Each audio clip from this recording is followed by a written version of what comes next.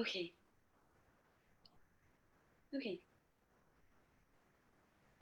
Setting up your meeting for Facebook Live? Yes, I'm checking it now, hey? Okay, we're on. Okay, great stuff. Hi, everyone. Welcome to, I suppose, this edition of the Cheeky Natives.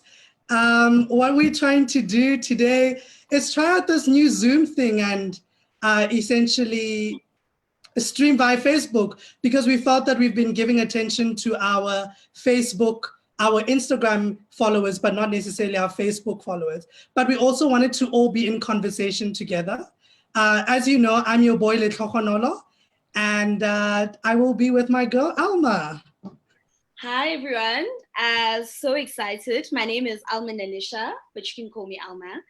And I'm really excited for tonight's conversation. We are in the esteemed company of Professor Jericho Brown, and we are so excited for tonight's conversation. I absolutely cannot wait. And like Takonola said, I know we've held a lot of our takeovers on Instagram, but we're moving over to Facebook because this was a conversation that I think was just too good to limit it to that small platform, né? That was Facebook. So yeah. Yes. And I suppose also an opportunity for us to be in conversation together, right? Because we both admire Professor Brown, and we thought what better way to do it than like be in conversation with the literary genius. Yes, with the prodigious. Yeah, so excited. So everyone, we just would like to read, yes, you know, we can read the whole bio, which is pages and pages, but what we'll do is just read a short bio, just an introduction of like what will be happening today and in what esteemed company we're in. Jericho Brown is the recipient of the Writing Writers Award and fellows from the John Simon Guggenheim Foundation, the Radcliffe Institute for Advanced Studies at Harvard University, and the National Endowment for the Arts. Brown's first book, Please, which was published in 2008, won the American Book Award. His second book, The New Testament, which was published in 2014, won the Anisfield-Wolf Book Award and was named one of the best of the year by the Library Journal, Coldfront, and the Academy for American Poets. He's also the author of a collection, The Tradition 2019. Yay! He was a finalist for the 2019 National Book Award and the winner of the 2020 Pulitzer Prize for Poetry. Yes! Please, can you just say that one more time? I think people at home might not have heard that last line. Can you just say that again? We're not off. The Tradition, the 2019, which was a finalist for the 2019 National Book Award, and the winner of the 2020 Pulitzer Prize for Poetry. Yeah! His poems have appeared in Buzzfeed, The Nation, The New York Times, The New Yorker, The New Republic, Time, and the Pushcart Prize Anthology, and several volumes of the best American poetry anthologies. He's an associate professor and the director of creative writing program at Emory University in Atlanta. Welcome to the Cheeky Natives, Jericho Brown. Yes! Thank you. Thank you. You're also very cheeky. Thank you. How are you doing on this? What is on this Thursday afternoon? I'm very well. I put a reading together just for you, and I hope you like it. I thought I put a reading together. Let's see if I have it. I have it here. So what will happen now, our dear listeners, is that Professor Brown will bless us with readings from the tradition. And then after he has read, we will go into a conversation. And yes, we know you're streaming through Facebook. We can see all your comments. So please, if you have any questions that you want to say to us, we will read them out loud and we will share with them. But over to you, Professor Brown, for the reading of the tradition. Hey, so thank y'all, everybody who's watching. Thank you, Cheeky Natives, for inviting me. I send love to the people of Johannesburg. I send love to South Africa, and I'm grateful to be here and to read some poems for you. I'll read the poem people have been asking for. I'll read that first. That way, if you have to go have your lunch or your dinner, you can log off.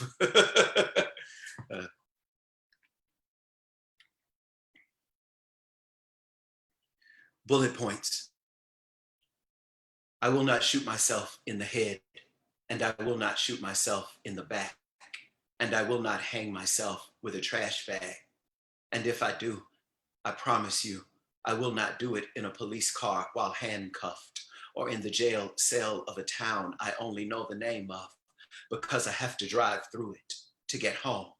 Yes, I may be at risk, but I promise you, I trust the maggots live beneath the floorboards of my house to do what they must to any carcass, more than I trust an officer of the law of the land to shut my eyes like a man of God might, or to cover me with a sheet so clean my mother could have used it to tuck me in. When I kill me, I will do it the same way most Americans do. I promise you, cigarette smoke, or a piece of meat on which I choke, or so broke I freeze in one of these winters we keep calling worst. I promise if you hear of me dead anywhere near a cop, then that cop killed me. He took me from us and left my body, which is, no matter what we've been taught, greater than the settlement a city can pay a mother to stop crying, and more beautiful than the new bullet fished from the folds of my brain.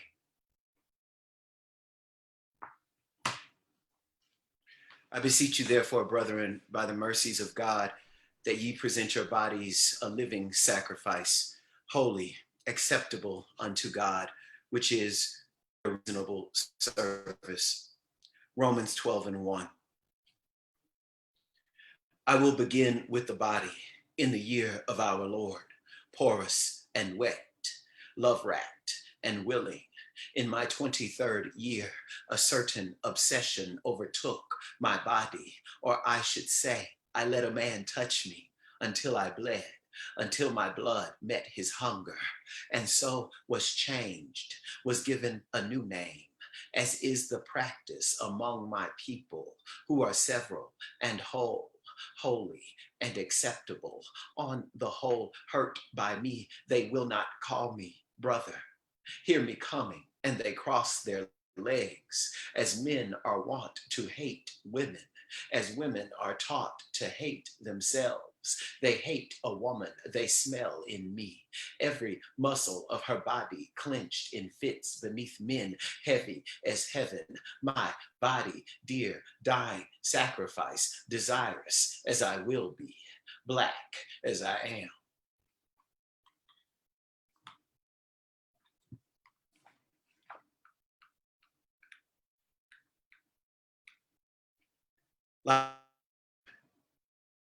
My father's embrace is tighter now that he knows he is not the only man in my life. He whispers, remember when, and I love you, as he holds my hand, hungry for a discussion of Bible scriptures over breakfast. He pours cups of coffee I can't stop spilling.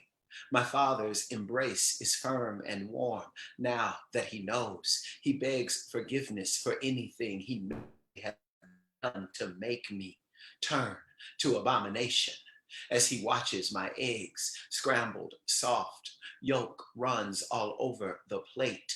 A rubber band binds the morning paper. My father's embrace tightens, grits stiffen.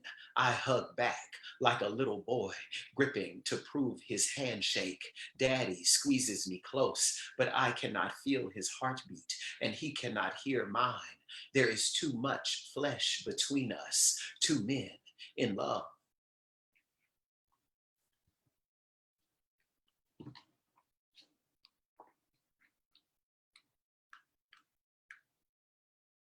Host, we want pictures of everything below your waist, and we want pictures of your waist. We can't talk right now, but we will text you into coitus. All thumbs, all bi-coastal and discreet and masculine and muscular. No whites, everybody atop. We got a career to think about. No face, we got kids to remember. No one over 29.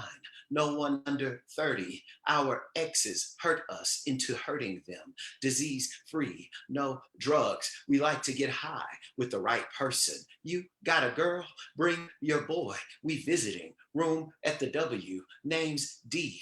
Names J. We DJ. We Trey. We Troy. We Q. We not sending a face. Where should we go tonight? You coming through? Please know what a gym looks like. Not much time. No strings. No place. No face. Be clean. We haven't met anyone here yet. Why is it so hard to make friends? No games. You still coming through? Latinos only. Blacks will do. We can take one right now. Text it to you. Be there next week. Be there in June. We not a phone person. We can host, but we won't meet without a recent pic and a real name and the sound of your deepest voice.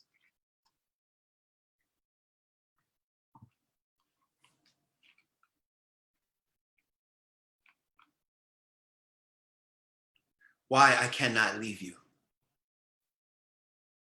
You bring home the food. I'm your hungry man, captive damsel dragged by the hair from her favorite streetlight to the trap of your tower. Hollow icebox, no magnets with things to do, no rules, it wouldn't be fair. You bring home the food. You can't read or write. I pace, check the window for my hunter. You bring home food and toss it onto the card table. My teeth barely miss my fingertips. I rip into the bag. You like to kiss me. My mouth packed with the fastest franchise you could find. Animal blood at each lip.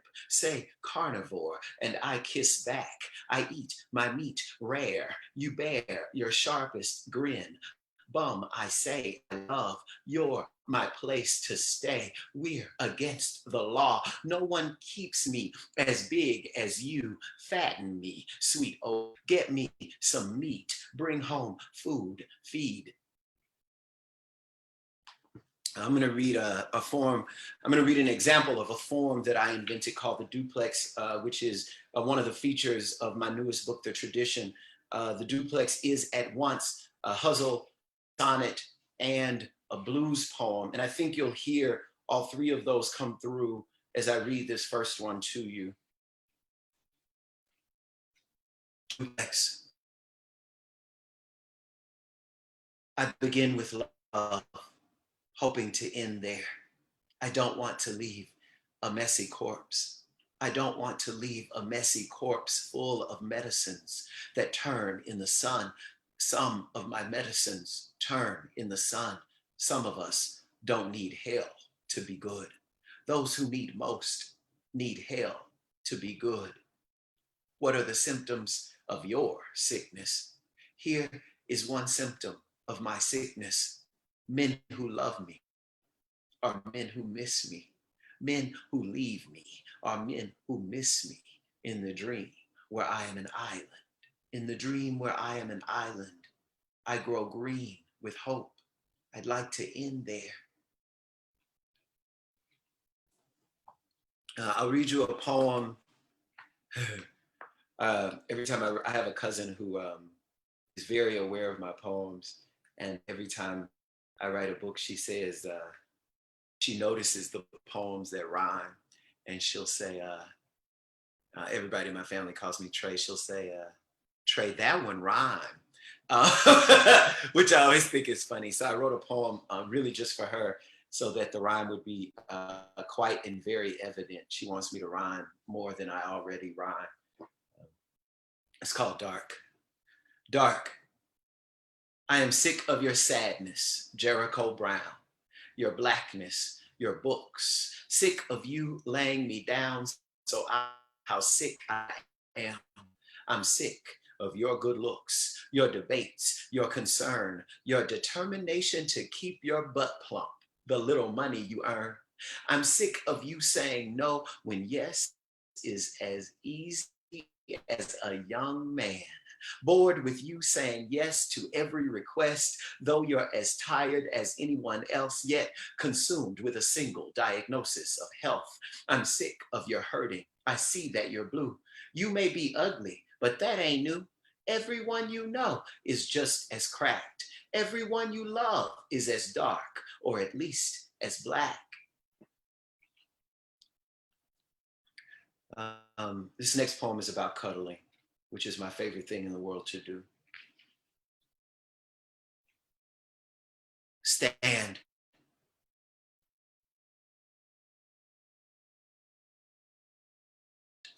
Guns glow hot. There together, as if we were getting something done.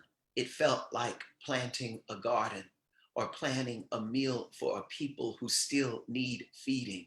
All that touching or barely touching, not saying much, not adding anything, the cushion of it, the skin and occasional sigh, all seemed like work worth mastering.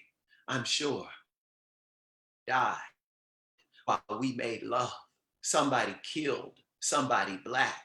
I thought then of holding you as a political act. I may as well have held myself. We didn't stand for one thought, didn't do a damn thing. And though you left me, I'm glad we didn't. And I'll finish with a duplex. I'm going to read the duplex that is the last poem in the book. It's also not just a duplex. I mentioned earlier that the duplexes take three forms, the hustle, the sonnet, and the blues. And this final duplex adds to that one layer of form, as it is also not only a duplex, but also a cento. As you know, a cento is a poem that is built out of lines from other poems. You take several lines from several poems and you put them together to make one poem. And usually those poems are by people other than yourself. This duplex is different. This cento is different in that it takes all of its lines from all of the other duplexes in the book. Because I have an attraction to difficulty. I'm a nerd. Duplex, cento. My last love drove a burgundy car, color of a rash, a symptom of sickness. We were the symptoms, the road, our sickness. None of our fights ended where they began. None of the beaten end where they begin. Any man in love can cause a messy corpse, but I didn't want to leave a messy corpse obliterated in some lilied field. Stench obliterating lilies of the field. The murderer, young and unreasonable. He was so young, so unreasonable, steadfast and awful, tall as my father, steadfast and awful. My tall father was my first love. He drove a burgundy car. Thank y'all so much. Whew. Okay. Okay. I want to snap. I just need a moment. Y'all are sweet. Okay. I appreciate it. So a lot of people are really enjoying themselves. I know that one person really loved the fact that you started with bullet points because that's what they wanted you to read. So they're like, yes, opening poem. I just want to share some of the comments from our Facebook. There are a lot of people who have fire signs, and some people are like, when you were reading the duplex, they were like, yes, yes. And some people were, I suppose, supporting me in what I was saying, because I was like, when you said it's about cuddling, everybody who knows me knows that I love cuddling. So I was like, yes. It's a thing. It's a thing. Like if we searched the Tokonolo and cuddling on Twitter, I'm sure there'd be like 100 tweets that came out. And Dunstan is saying, such a beautiful reading, thank you. And there's also some people from Atlanta who are shouting out and saying hello from Atlanta. So, so yes, thank you so much, Jericho. That was absolutely a wonderful, wonderful reading. And thank you also for blessing us with poems from the New Testament, and also from Please, just, to give us a cheeky natives reading, so we really appreciate that. Yeah. I suppose to start with the title of the poem and connect it to the picture of the poem, the question that I have is, why was the poem the collection of poetry called The Tradition? And then why was it important for you to put that picture in the poem, in the front cover of the collection? But more importantly, to think about like the incorporations of flower that is a lot of the imagery that takes place in the collection itself. So just to talk through us through why The Tradition and also why the picture for the cover. I think well, there were two things that I noticed happening as I was writing the poems that ended up being the tradition. First, I write the poems. I don't really think a lot about writing a book. I think about as if each poem is a kid. Do you know what I mean? My own child or something. And with each poem, I kept noticing that many of the poems were sonnets, and that many of the poems were interested in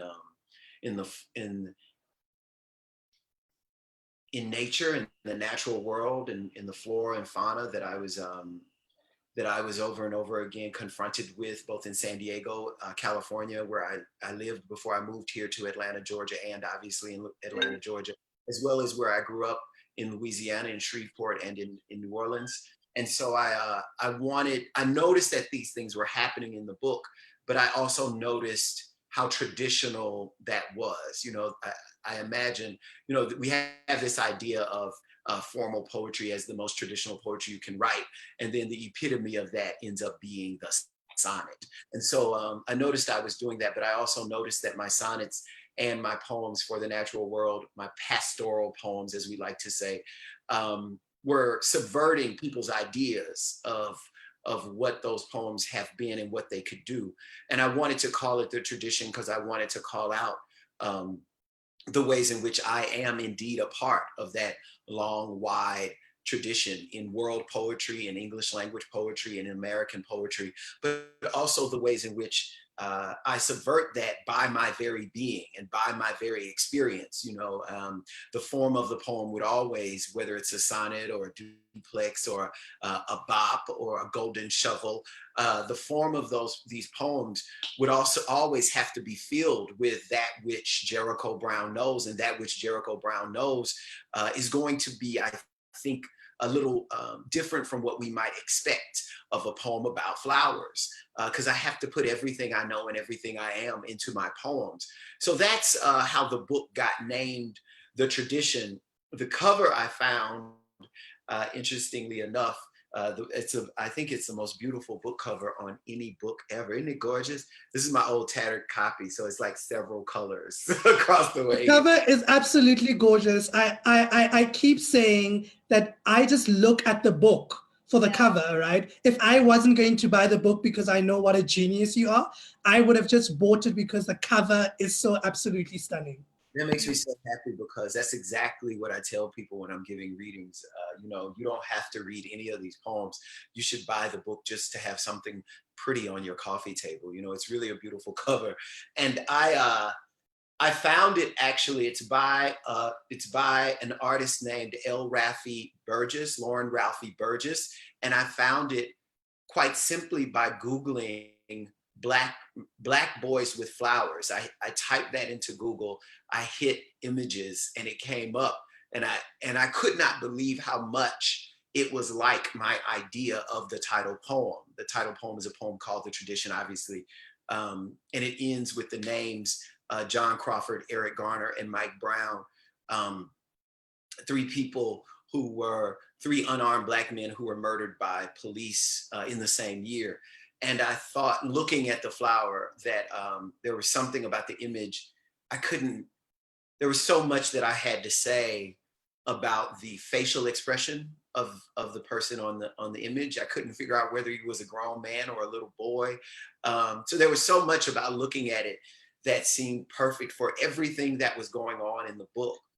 That landscape that he is in front of is so gorgeous. And then I love seeing his very Black self in the midst of that gorgeous landscape. And so it's gorgeous on top of gorgeous, you know. So that's how I chose the image. And I thank her for allowing us to do it. I think she was nervous at first because She hadn't done anything like a poetry book cover before. And so, so I'm glad that she could Google me and see that I wasn't a completely crazy person. But I'm really glad. I'm really glad. So Metropolitan and I have been having a conversation. I guess it's also a conversation that we're having in our country about land, right? It's about land for Black people being spiritual, right? So there's a history of dispossession in South Africa. There's a history very closely, I mean, of injustice very closely tied to land. And I feel like there was also a relationship that you explored to the land in this book as well. So it's the pledging to the land, but also just a relationship to the land that you explored in this book that I thought was so beautiful, particularly when I considered our own personal historical context in relation to the land. And I was wondering if you could just take us through that exploration of that relationship to the land in this book. I think, well, I mean, as far back as I can, I think answering this question is suddenly making me quite emotional. That's funny. I'll say on both sides of my family, my grandparents were sharecroppers, a system in the United States that that ultimately extended slavery. You know, I'm always fascinated by the fact that my ancestors were forced to work land that they fell in love with, and that my grandfather in particular figured out a way not to be a sharecropper and how to farm his own land. My mother, her sisters, and her brothers grew up in a situation where when they were old enough to walk, they were old enough to pick cotton. And they were doing it for their family, they were doing it for their business, and they were also doing a really wonderful and interesting thing for their own homes. It wasn't just that they were farming, but they were also planting zinnias and periwinkles. And they were doing that for the fact of beauty, all the way out in the middle of nowhere in what we call the country. You know, when you drive up, you know, nobody really saw it but them. And yet that's what they wanted to see in front of their homes, is these beautiful flowers. And my mother and father and the Black people that I knew growing up when I was a kid, you know, what their yards looked like was very important to them. You know, the fact that we could own a plot of land had a certain kind of significant meaning. That land could be inherited, that it could be passed down to children, had significant meaning for us. And I think that ownership had a lot to do with reacting to having been owned, you know, having something that you really should and could have, as opposed to being had. And so when I first moved into this house, I was excited because it was my first time owning land, and I saw myself turning into my father. I was always in my yard working on it, and I would see, and I would try to, you know, when I was on the road, I would try to hire people to work on it, and I was never satisfied with anything that they did. I was like, I was the worst person. You do not want to do yard work for me. I'm the worst. So, which is hilarious, right? Because I grew up doing that kind of work. My dad, literally to feed us, he cut people's yards, and of course, I joined in. I had no choice but to do. I mean, that's how I grew up. When I got out of school, I got onto the back of a truck. But that wasn't just important for the people whose yards we were mowing. It was also important for us in our own yards, and that was how you had a community on our street. That's how you offered to the community. That's how you contributed through your land, through keeping up your land. That's how you felt the value of your neighborhood going up, and how you offered to the value of your neighborhood. When I first moved here, I was working on the flower bed in front of the steps, and one of my neighbors, this is the first time I ever lived in a place where people like brought casseroles when I moved in. And I thought it was so strange and lovely. But my neighbor walked right by me, and she rang the doorbell, and I was working in the flower bed in front of her, and I was confused. as to why she was ringing the doorbell when I was standing right there. And I said, "Excuse me." And she said, "Oh, I'm just looking for the man or the woman of the house." And I said, "Hi, I'm the man or the woman." And she had this look of embarrassment on her face. And at that time, I think I have some neighbors who I haven't, because of the pandemic, I actually haven't been able to meet or go down. I saw some people that looked like they were Black in a car driving down the street. I was like, oh, but at the time I was the only Black person in this neighborhood that I could see. And she had this look of embarrassment because she had assumed that I couldn't possibly be the person who owned the house, which means she hadn't assumed that my investment in those flowers that I was tending was as deep as an investment in beauty. That it was indeed a human investment, because she didn't understand me in that way. You know, and right now people in the United States get murdered by the police because the police and many other people don't understand that they're human, and they don't understand that they're human because they're Black. They can't imagine that they have a mother. They can't imagine them making a sandwich with cheese on it. Do you know what I mean? And so when they see them, you know, when Darren Wilson murdered Mike Brown, after that on the news and in testimonies, he kept calling Mike Brown it. Do y'all remember that? Like, I won't forget it. So and that's why Mike Brown is dead. You know, Tamir Rice is dead because they didn't see a little boy. They saw it. Do you understand what I mean? So I think my relationship to the land has to do with proof that I am not an it, and the surprise to many people that I am not an it. My concern for the natural world.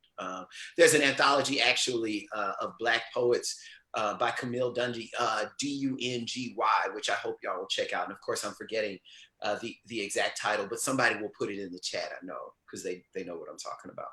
I answered that question for 35 minutes. I'm sorry. No, that's completely fine. I think Thank you also for that what is response. interesting, or what also you speak to, is thinking about like the dehumanization, right? I often think about like a lot of the police killings that have happened in the US, right? When we think about Mike Brown, Tamara Rice, we think about the idea of, if they didn't call them an it, they called them Hulk-like. So there's also this animalistic idea of like Black men as people are not able to be people. They're either monsters or they are its, right?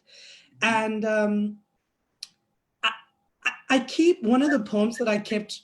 I think that's happening to Black women and to Black trans people too. You know, I hate, you know, Breonna Taylor's murder, way that murder has been handled. I mean, what are we coming up on? Are we at 95 days, 90 days? How long? You know what I mean? Like, arrest these people. I would be arrested. If I walked in your house and shot you, I would get arrested. I don't understand what and that really has to do with the fact that someone has decided that was not a person that got murdered. That's all that is. I'm sorry, I think I interrupted you. No. I mean, that's, you know, this is a conversation, right? So, and I think also thinking about Breonna as murder, and also the Black trans folks who have been murdered, there's also this, like, I often think about the wonderful words of Sarah Ahmed, who says, you know, queer lives are not admitted as lives. So queer grief is not admitted as an important way of grieving. So in many ways, it's thinking about like how even the elevation of certain types of life, when we think about who has been murdered, we have pushed certain people to the margins, because in many ways, we don't believe that their lives are worth being grieved, right?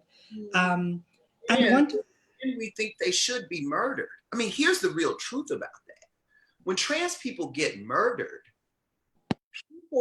people who you think are really normal, decent human beings, their inner reaction to that isn't just, oh, that wasn't really a person. It was, that's what she gets. Do you see what I mean? Like, that's actually what's happening. And I know that's what's happening for queer people in particular, because that's what's happening for Black people who are not queer. I mean, the testimony of many of the young people who are having, the young white people who are having arguments with their family about the death of George Floyd, their testimony is that their parents say he got what he deserved. He deserved somebody kneeling on his neck until he died. And I mean, sorry. The humiliation of that, right? And those who have to be humiliated by it, we deserve that. We deserved having to watch it. Do y'all know? Well, let me shut up. Well, I'll say this. It just makes me really angry. I mean, the whole thing makes me angry, but it particularly makes me angry that people were standing around telling this police officer that this man is dying, and they couldn't do anything about it. They meant to save him, but they could not save him because it was a police officer. Had it been anyone else, they could have intervened. But if it's a police officer, you have to watch people who you know are dying for no reason. You have to watch them be murdered. That's horrendous. Anyway, sorry.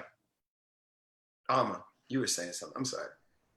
No, I mean, Tlhogonolo and I were talking about this earlier, right? So since we've had lockdown in South Africa, right, we have had 12 people who, and counting, right, who have been murdered by the police, right? And you think about what that means, right? Because you think about how people who look like you, these police officers, the majority of them look like the people that they are murdering, right? And there's a thing there about the ways in which the violence that we exert on each other is so frightening. I mean, Tlhogonolo and I were talking today about South Africa has a massive problem with gender-based violence, right? So today was the funeral of a young woman who was murdered at 8 months. She was stabbed and then hung from a tree. So she was effectively lynched, right? And there's a thing about the ways in which people have even become almost immune to that kind of violence, right? And there's almost this thing where we've just become, it doesn't affect us, right? So you hear about someone being murdered, stabbed multiple times, and then hung from a tree at 8 months pregnant. And you then get people, like you're saying, asking questions about what must she have done to have caused that kind of violence to be exerted on her, right? And there's a conversation happening there that I don't know if we're missing it, but what is it? What is it that when you hear that somebody has been murdered in cold blood by the police, by their partner, by people in the community, your instinct is to ask, what must they have done? They must have deserved that. There's a thing there that I'm struggling to grapple with just on the most basic human level. Mm-hmm.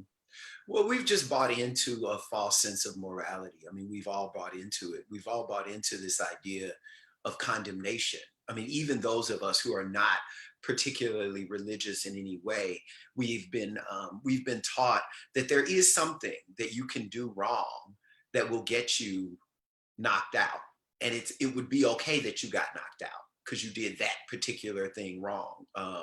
You know, my grandmother, things would happen when I was growing up, and I remember hearing my grandmother say, "You know, you need your ass whooped." and so I grew up with this idea from my grandmother that there were things I could do, and if I do them, I should know I need my ass whooped. Do you know what I mean? And therefore, if I know that for myself, I get to know that for other people, you know. And we have to work in a different direction and understand that nobody actually needs their ass whooped. Yeah, no, that's definitely true. I mean, that's very difficult for me because you know who my president is. So I have to walk around. I mean, for me to change that belief, I have to also believe that that the president of the United States does not need his ass whooped. And that's very difficult. I mean, that's what I fight with that daily in my self-training. One of the things that I have begun to do is, and I do it, well, who knows why I do it. I am really, really, really, I turned over this new leaf about a year ago where I am really trying every time I think of how there should be some violence done. You know, my president, he'll do things and then I'll think, oh, he need his ass whooped. And then I almost immediately now I say, oh Lord, let me pray. And so I try to pray for him. It doesn't seem to be working, but I try to pray for him. Do you know what I mean? Which is the opposite of that reaction. And I think doing the opposite of that reaction might be a good training base for us to begin not to accept this violence and not to believe that it has reason, you know, because most often it does not have reason. Yeah. And I think that in many ways, thinking about, for me, I've been thinking a lot about like the idea of abolition, you know, just thinking about like South Africa and America, you know, although have vastly similar histories and also like are different in many ways because, you know, we're a largely Black country and America's not, thinking about like how perhaps we should start considering seriously what Black feminists have been saying about abolition, right? Because we have, if Black men are not being ended in the incarceration system, Black men are literally, and Black people are dying in America at alarming rates. And I wanted to know, what are some of your own reflection about like the ideas of abolition? Just in reimagining and rethinking the America as a system. You mean the abolition of the police? Yes, yes. Abolition of prisons? And all of it. I'm like, let's have the whole, let's start over. Let's start all over. I'm down. I don't know. Most of my friends and frat brothers, you know, not my friends and frat brothers who are academics or who are poets or artists, but, you know, just the people that I know, you know, maybe from the club or something like that, right? They, you know, I'll say something about abolishing the police and they're like, what do you talk, Jericho? You're crazy. And I think two things about that. Number one, that it's good that I'm crazy because somebody needs to be. Right now, we're in the United States dealing with a radical right that is so far right that what I would think of as moderate looks like my murder. Do you know what I'm saying? So somebody's got to be really far left, ridiculous, and crazy. And to be honest, I'm not crazy enough because I'm still trying to keep my job at Emory. There's a lot that I think that I could be doing, and I don't do. I mean, there are many. I mean, I have a list. I made a literal list of the statues that I would love to go spray paint, mar, dent, and destroy. I mean, literally in a journal, but I haven't done any of that because I haven't figured out how to do it without being seen. And I want to keep my job. Do you know what I'm saying? So, so there's that. But I do think we have to have people who are willing to be absolutely crazy. And I think those of us who are not crazy need to let them do what they need to do. You know, what really disturbs me is these middle of the road people who think being middle of the road is going to get them the middle of the road that they need. But you have to have somebody from the left, the far crazy left, come in so that you can live in the middle of your road. And if you what's happening here in the United States is that people who come from the far left get labeled as terrorists. So those who are in the middle and those who are on the right are all against these people on the left. But the people in the middle need to shut up and let the radical get out of the radical way. Just get out of the way. Let the people burn down whatever they need to burn down. It ain't hurting you. I don't understand why people who don't own shares, I'm sorry, I don't. I know I'm supposed to, but I don't. People who don't own shares in Target are all concerned about the Target. You don't even shop at that Target. Like, calm down. Like, and then people calling that violence. I'm sorry, I understand. I just don't get this whole idea of what we're calling violence in the United States. You break a glass and it's violent. You burn something, it's violent. You brick a window, it's violent. Like, you you vandalize a building, which means you spray paint BLM on a building, and that's violent. But nobody's getting shot. Ain't nobody getting killed. But when you shoot rubber bullets, because I've seen this happen, you shoot rubber bullets into a crowd that is indeed peacefully protesting, and nobody's calling that violent. You billy club people because they won't move. They're not hitting you; they won't move. But that's violent. That's some bull. I'm sorry, that's baloney. And I just feel like I feel in real life that that we've got to be able to be radical or get out of the radical way. And so when people are talking about the abolition of the police, I am 100% interested in it, because I know the more interested in the abolition of the police I can get, the more we can make that a movement.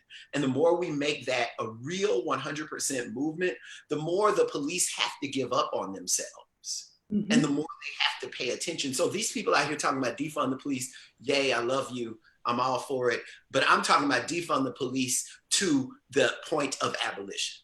And I feel the same way about the prisons. You know, we don't have more evil people in the United States than we ever did. We just don't have more evil people. And yet we have 10 times the amount of prisons that we had in the 1960s and 70s. What? For why? For what? Do you know what I mean? And then those people are Black and brown people who are going to prison over and over again. It's like, man, really?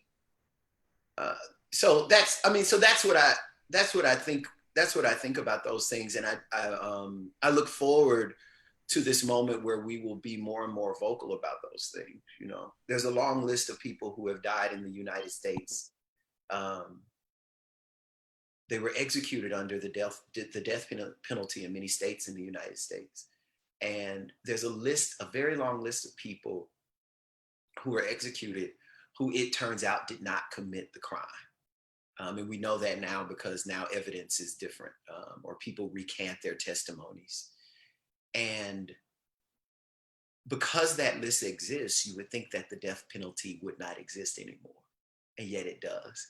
And it exists because it's yet another way to exterminate Black and brown people. So, you know, yeah. So, white. I've been thinking a lot about rage, right? So rage in the tradition, but also rage in this moment, right? And there is a need for absolute rage that you wrote about so beautifully. And I wonder what some of your meditations and your reflections are around rage and the absolute need for rage in this moment, because we're seeing this is not new, right? But there is an absolute rage, and there's a need for this absolute rage that you've written about. And I was wondering if you could just give us some of your meditations around that. I'll just say that I'm sorry I keep squirming. I'm having some back trouble because I've been on Zoom a lot lately. I'll just say that I think rage is a product of fear, but most often a necessary product of fear. And it's a good idea to know what your fears are and to speak to them directly. We have a habit of ignoring them. You know, this is why we end up turning against ourselves or turning against our own people. And by that, I literally mean our own families, because we haven't had a conversation with our fears. And we find if we have a conversation with our fears, what we're afraid of isn't our families who we're turning against. Our fears come from some outside realm. And if we can talk directly to our fears, we can tell them, you know, I know you think I need you right now, but I'm going to handle this one without you. Do you see what I mean? You can say that to the things, you can say that to your fears, because your fears exist because something has happened where you really did need to be scared, you know, but it's sitting around waiting for that to happen again. And just because that happened doesn't mean it has to happen again, right? And so I think we have to have a better conversation with our fears. And that means, I extrapolate that to mean that we have to feel our rage and feel it fully and understand that it's a part of being who we are and in this moment. And we have to deal with that as it comes and pay attention to where we put the energy that it lies behind our rage. If you are rageful, you have to decide, I'm angry. What am I angry at? Do you understand what I mean? And if you can figure out what you're angry at, then you can actually turn that rage where it should go, right? The trouble I think we have in terms of rage in this nation is that many, many people, many men, many Black men, even feel a certain amount of rage, and then we end up turning that rage other than where it came from.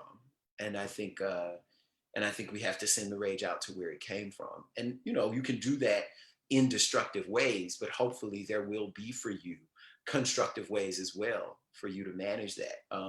It's a wonderful thing that writing has done for me. I'm so glad that I mean, one of the most rageful writers I think in the world is James Baldwin. Those sentences are so beautiful because he's so angry. I mean, that man is upset. He want to fight somebody. You know what I'm saying? So I think writing for me has become a way to handle that. And I also think that me really working toward living in a land of integrity, recovery, and authenticity. I want to be the person that I am all the time, no matter who's around, which is actually a lot of, that might not be a lot of work for y'all, but that's a lot of work for me. It's a lot of, it takes a certain kind of Buddhist focus that I'm aware of. And that means, but the wonderful thing about that is when things happen that bring up my rage, I can address them directly instead of doing the thing that Black people are taught to do, often should do, I imagine, just for the sake of etiquette, where we have to ignore what's going on. The interesting thing about, I have a 1 o'clock, I think it's 1 o'clock, I should shut up. Anyway, the interesting thing about this most recent death is the reaction from so many, George Floyd's death in particular, murder in particular, is the reaction from so many people who seem to suddenly understand that I have to work with, that many of us have to see on a daily basis, who are not Black people, people who suddenly have an understanding that there's a Black grief going on, there's a Black mourning going on. Do you know what I mean?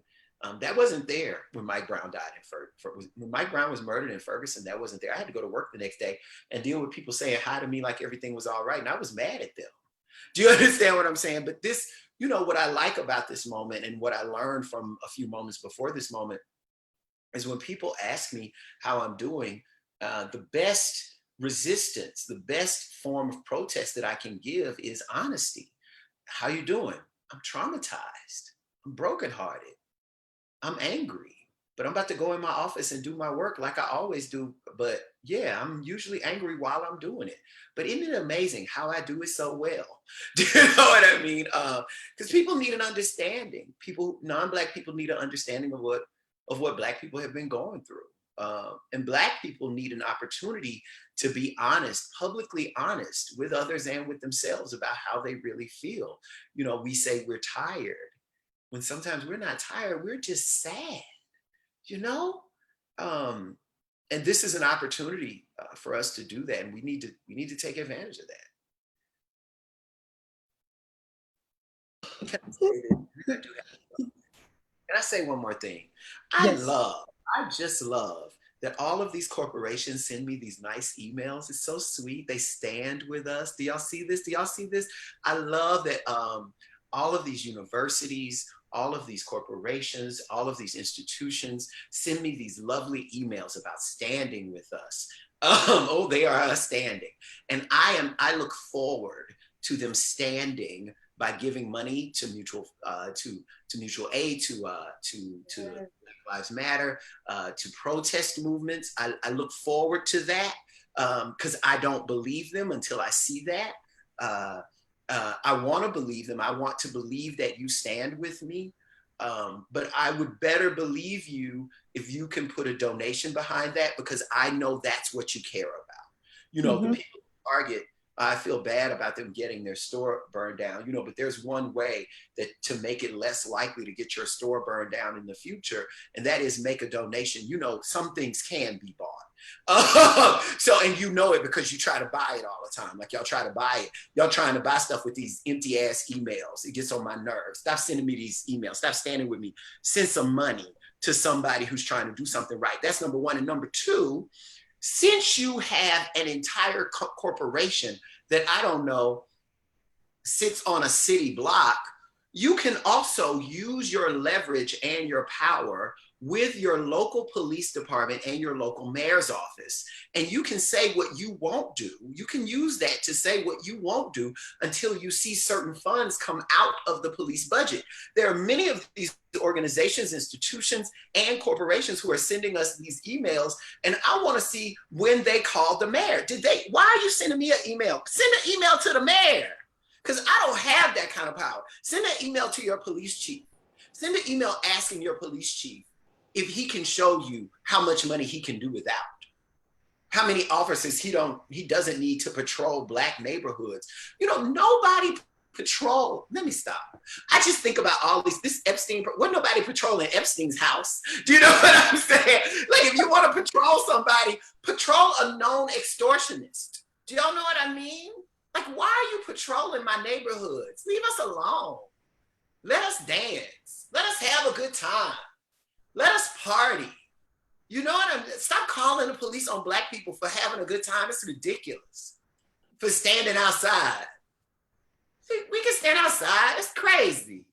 Anyway, so that's what I'm looking forward to. And I think if that actually were to happen, we could indeed look forward to the abolition of the police, which is on the way, by the way. You know, progression is always on its way. The liberation of Black people all over this world is on the way. That's happening, you know? And it looks like it's taking forever, but it's going down, you know? It has taken too long, but, you know, people say this thing, and I don't like it when they say it. People say things aren't any better. But baby, I'm from Louisiana, so I know things are things are better. They should not take so long to get better, but they will. Not just for Black people, but for Black queer people, for Black women. I include that when I say Black people. You know, sometimes people say Black people and they think I'm talking about me, and I don't know why. So I have to say that. Do y'all know what I mean? So yeah, that's what I have to say. You know, progression is on our side, and progression is always looking at the freedom and the well-being of Black people all over this world. And I thank God for that. And I thank God for everybody all over the world, you know, here in Atlanta, from Atlanta to Paris to South Africa. I thank God for Johannesburg. I thank God for all of the people who have taken to the streets and who are doing something based on something that happened in Minneapolis, Minnesota, but something that we know happens every day in this nation. So thank y'all so much. No, indeed. I think yeah, that's really true. Like, I think we have seen these moments before, but I think particularly now this moment, like we're just tired. I mean, we're in the middle of a global pandemic and people are still trying to kill us. Like the virus is killing us, but they're still trying to kill us. So I think it is true that when you say progression is on its way, right? That like we're saying enough is enough. And if you have to listen to us burning stuff, then maybe that's what we need to do, right? Like, so that you can listen to us. Well, everybody's got to do what they can. So if you're really good at burning stuff, that's going to be your business. If I'm really good at writing poems, that's going to be my business. If you build furniture, find a way to build furniture on the behalf of this movement. Do y'all understand what I'm saying? Whatever you do, there is a way to do it. There is a way to do it on the behalf of Black folk in this world. I believe that. Yeah, so I'll stop. Thank y'all so much. One of the major questions that everybody, I'm sure, has asked you all the time, right, which I suppose folks in South Africa may also be interested in, is that you developed a new form, right, a new poetic form, right, called the duplex. And one of the listeners and one of the viewers had asked the questions, and we also had the question about, like, how did this form come about? Like, you know, and why this form. In many ways, I think about the duplex as being subversive, thinking about like a futuristic thing, right? So thinking about the X as this, the new and the reimagining, but wanting to know what, like the duplex, how did it come about? I don't know, I'm a nerd. I was thinking about, I've been thinking about repeated lines and thinking about the blues for most of my life. Rock me, baby, rock me all night long. Rock me, baby, rock me all night long. I want you to rock me till my back ain't got no bone. That sounds great and scary all at the same time. So I'm interested in that, and I wrote an essay about it, and anybody can find it. It's on the Poetry Foundation Harriet blog website. If you Google Jericho Brown duplex invention, you'll see that. And there's also an interview that I did with Michael Dumanis at Bennington Review. So if you Google Jericho Brown, Bennington Review, Michael Dumanis, you'll see that. And I talk about, in both of those places, I talk about the duplex and how I came to make it.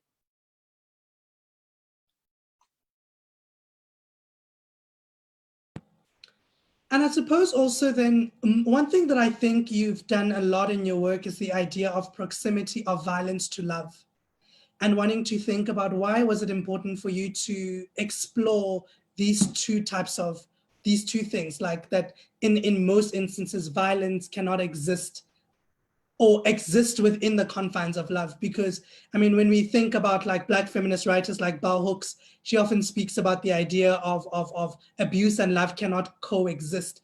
But there is also this troubling that you do in your poetry about the idea of like, in most instances, there is some form of violence when it comes to loving.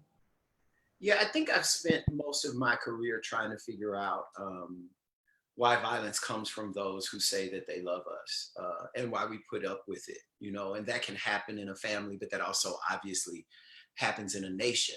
The word is that we're supposed to be loving the United States of America as we are citizens of it. And yet the United States of America itself continues to gerrymander districts and suppress my vote.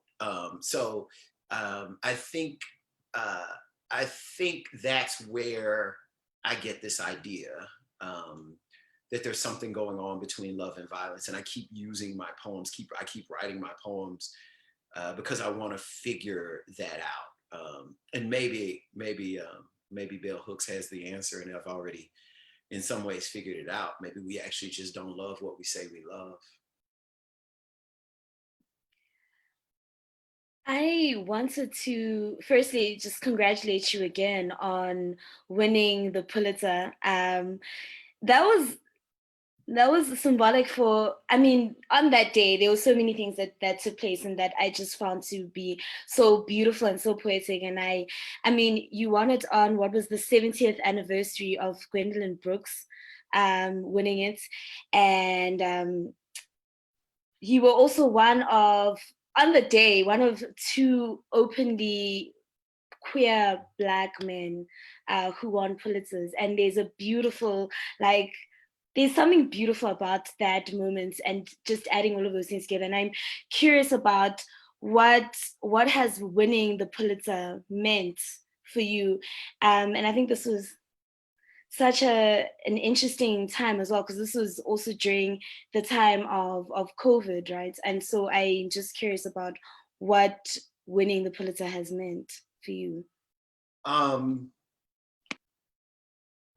Well, it's real. I mean, on the ground, it's really just meant more work, but also I imagine a bigger platform, more ears listening to what it is that I have to say. But I have because I won the Pulitzer Prize. Suddenly, people know who I am, who did not know who I was before, and they're interested. They're looking things up about me, and so it means more work. It means that outlets that otherwise did not know I existed, or knew I existed but did not want to bet on me, are suddenly asking me to write for them. I have two things coming out in the New York Times pretty soon, and I had the Guardian piece, the op-ed, come out recently. that wasn't because I sent it. That was because they asked if I wanted to send something. Do you know what I mean? So I think having the Pulitzer puts me on people's radar. I also think because I'm doing more work, and maybe if the world were more open, this would be more the case. But because I'm doing more work, I'm getting more money because sometimes I do stuff that I get paid for.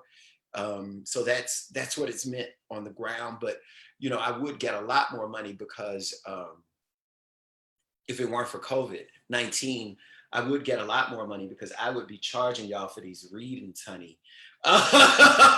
Y'all would have to fly me somewhere and get me a really nice hotel room and feed me well and pay me a lot of money for me to read these poems and talk aloud. So I imagine, I hope it still means that once this pandemic is done and over, it's I do have a great deal of pride about it, and I think that pride is so far encouraging and inspiring to me to do more and to keep getting, hopefully getting better at what I do, or what I hope I do well. I mean, it's a great encouragement to get an award, to be, the Pulitzer jury didn't have a Black person on it this year, and they passed 3 books on to people who are often newspaper editors and journalists. There are artists, writers who are part of that board who votes. But it's really nice to have people support when I'm not in the room. It's not because of my smile. It's not. It's the poems that did that work. My friend Tiffany Yannick, the writer, she called me the other day and she was like, I'm glad you won this award before all of these other awful things happen.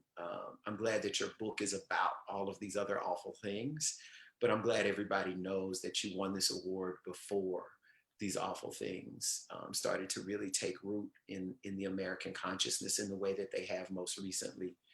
And so I feel good about that. I'm happy to have the support, and I'm happy to have people paying that kind of attention to my work. But I have to say, the poem is the accomplishment. The Pulitzer Prize is not the accomplishment. The Pulitzer Prize is the recognition, but the poem is the accomplishment. And I tell people all the time, because you might not ever win anything, but if you're a poet, you got to write your goddamn poem. So sorry, I'm cussing today, huh? I apologize. I like missed every one except that one. Sorry. But you have to write. You have to write your poems if you win every award, and you have to write your poems if you win no award at all. And your poems have to be the best poems that you can possibly write. And you have to give all of your life, all of your soul, all of your heart, all of your mind to your poems. And that's what I try to do when I write my poems. And when I do that, I know I've done it. And I don't, I know when I'm working hard on poems, and I know when I have lost everything I have, and when I have to receive it back from the poem that I've written. I know when that happens. And so because I know when that happens, there's a way that the Pulitzer is a wonderful recognition, but the achievement is not the Pulitzer. The achievement is the fact of the poem. And I thank God for that. Yes, and what a mighty achievement. There's one question from Facebook, Jared asking, what do you think has been one of the most vital realizations about poetry in your journey as a poet?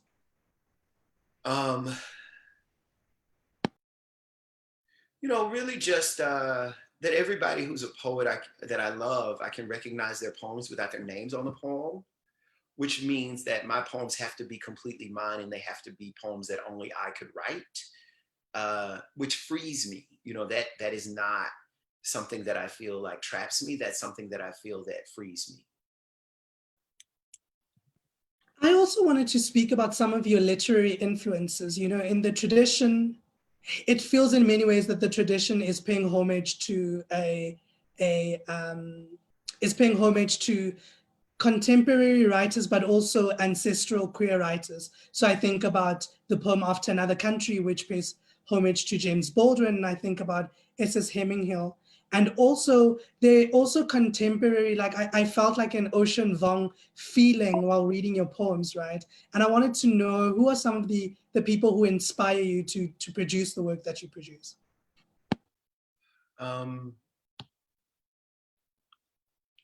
That's harder to narrow because I think music's a huge influence. Women who sing are a huge influence. I get excited about big divas and small divas alike, you know, from Liz Wright to Diana Ross. And poets, obviously. I feel like, you know, as a writer, I'm sort of walking a road along with other poets. Um, Ilya Kaminsky is my brother, and I thank God for him and for his support. I feel like everything about my life is buttressed by the fact of writers like Erica Forman and Danae Smith. I love Gwendolyn Brooks's writing. But I love a lot of folk. You know, I love George Oppen. I love Milton. I love. I mean, it's hard to narrow down. Actually, Muriel Rukeyser's essays were really transformative.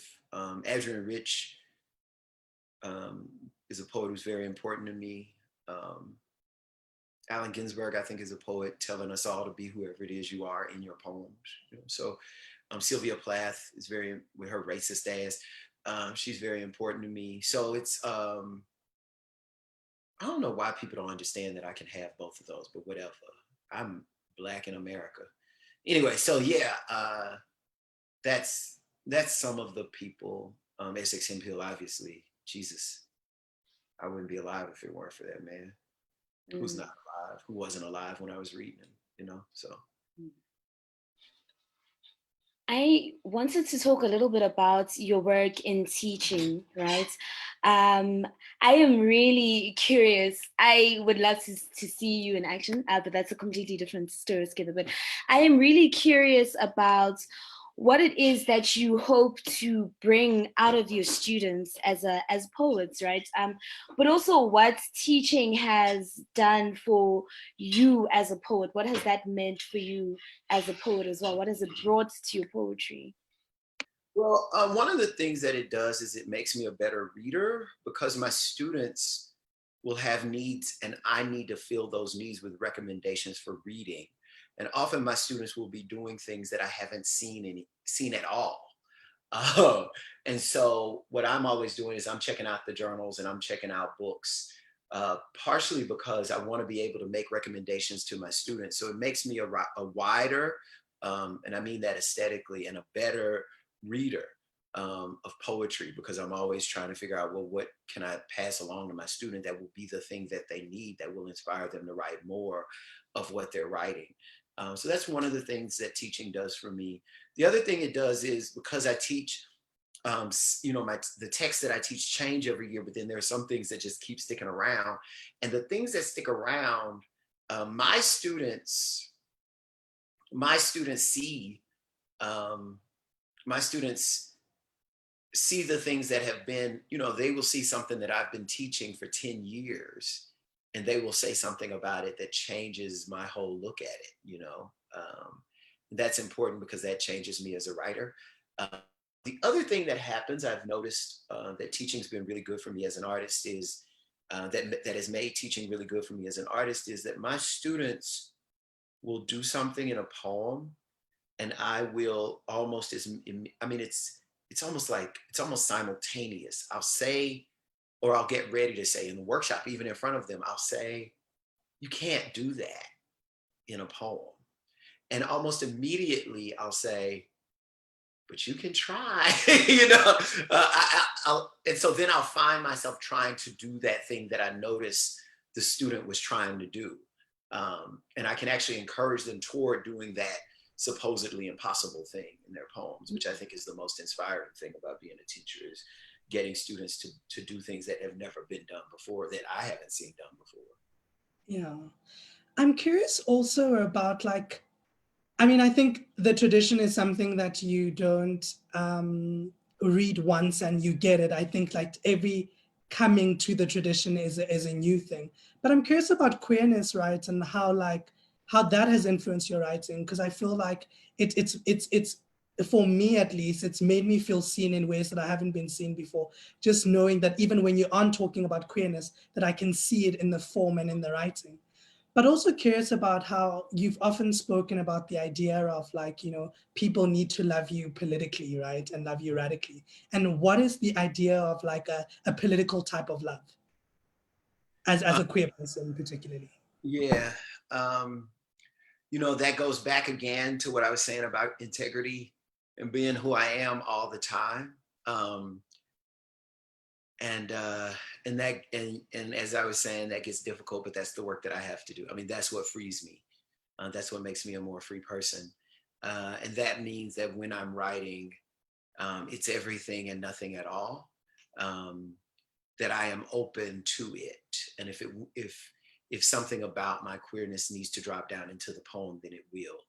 You know, being queer is a wonderful thing because because it puts you in a position where no matter what, you're living a coded life.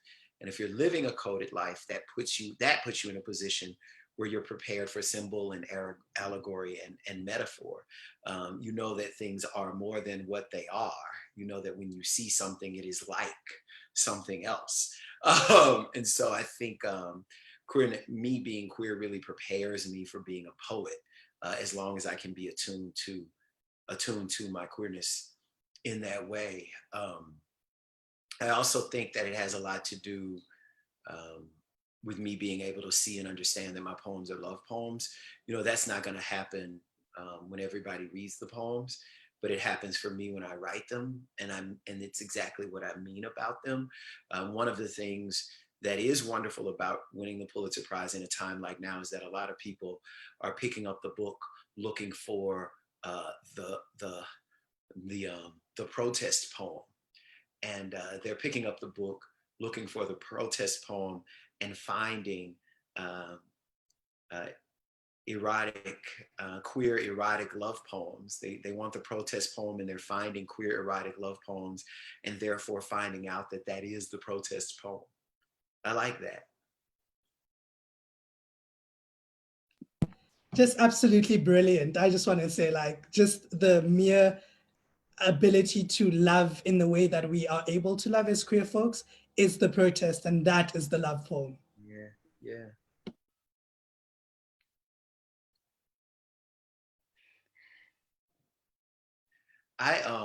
I'm supposed to be in a training at 1 and it's almost 1:30. Yes, Oh, yes. yeah. So we actually were wanting to wrap up. We wanted to just say thank you once again, Prof. Brown. We really do appreciate all of the time that you've spent, and we thank you so much for the beautiful readings, but also the beautiful work that the tradition is and that it is doing and that it will continue to do in the future. We're so grateful. We look forward to having you in South Africa, flying you out in South Africa. Once all of this is over, we're speaking it into being, we're manifesting it. We're 100% sure that it'll happen. But thank you so much for what has been such a beautiful session. We really are just full of gratitude for what has been such a great session. And once again, just to congratulate you on the amazing work that the tradition has done and is going to do. Thank you. Thank y'all so much for having me. I wish y'all all the love. Thank you so much. Bye-bye. Yes, Cheeky Natives. We've just had a fantastic interview with Professor Brown. Unfortunately, he had to go and do a training and also extended time to spend time with us. We hope that you've absolutely loved the time and the readings and just the responses during this time. We hope that it's brought you some joy. We just wanted to say thank you for tuning in. Tomorrow, we're back to regular programming. We'll be on IG Live. And perhaps what we'll do in the future is, have some conversations on Facebook like we have been having, because we want to show that we are a diverse cast, So, so tomorrow we are back on Instagram, ending off this edition of the Poetry. And tomorrow we're going to have the author of The Sacrament of Bodies, Romeo Oregon, who is a Nigerian poet, who has just really written a delicious piece of work, okay? Like, so we will be talking more about queerness tomorrow, more about the idea and notions of home and about Black bodies. So please come and join us on Instagram at Cheeky Natives, and then, yeah, be in conversation with us about that. So thank you, everyone. We really appreciate it. Until next time.